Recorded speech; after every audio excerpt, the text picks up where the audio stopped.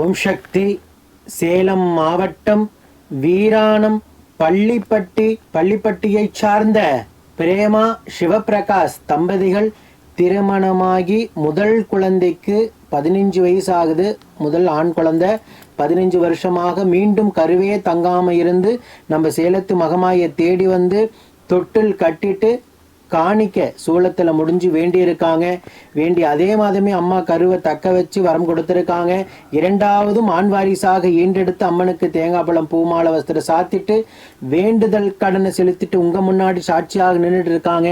சாமி, இரண்டாவது கருவுக்காகவும் அம்மாவை தேடி வரலாமா, குழந்தை வரத்திற்காக வரலான்னு நிறைய தம்பதிகள் கேள்வி கணையை தொடுக்கிறீங்க.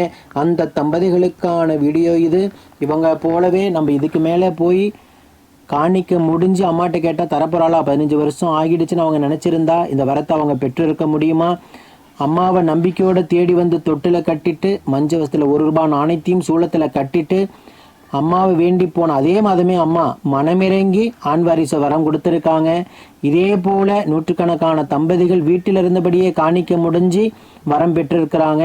இரண்டாவது கருவும் நூற்றுக்கணக்கான தம்பதிகள் அடைஞ்சிருக்காங்க. ஓம் சக்தி பராசக்தி.